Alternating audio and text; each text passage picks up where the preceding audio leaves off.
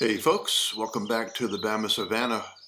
Today's video is a drone video which I hope will show you kind of the shape of our bluff that I referred to so many times in previous videos, and you'll see kind of the composition of the forest here.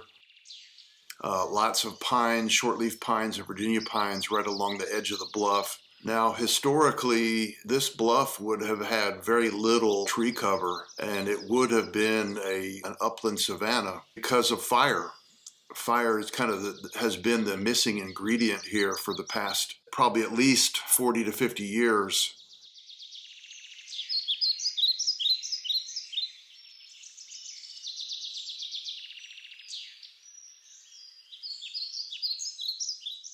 As we fly up the ridge here, you can kind of see some of the rock outcroppings, and in the past you would have seen much more of that.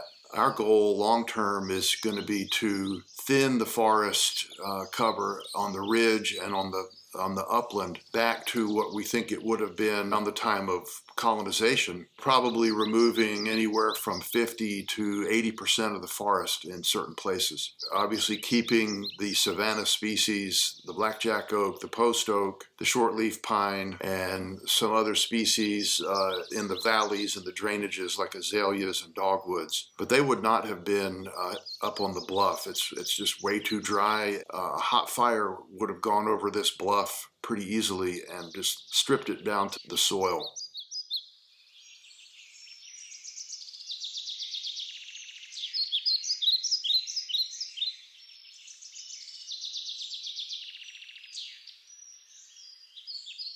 Looking on the low side here, you can see the forest is a very different composition, and it's a much older mix of trees. I'd say 100 years old plus down in the valley. This side of the bluff is much moister. I guess you'd call it a mesic ecosystem.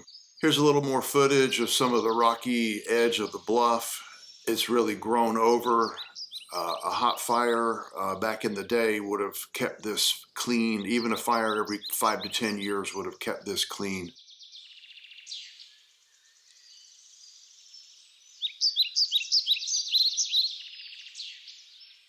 Right here, you're kind of looking at an aerial view of where we've been clearing for our home site.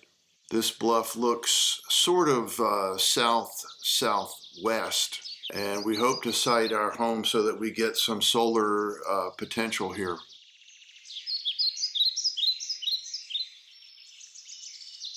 Okay, folks, if you're still watching, thanks very much for joining us at the Bama Savanna.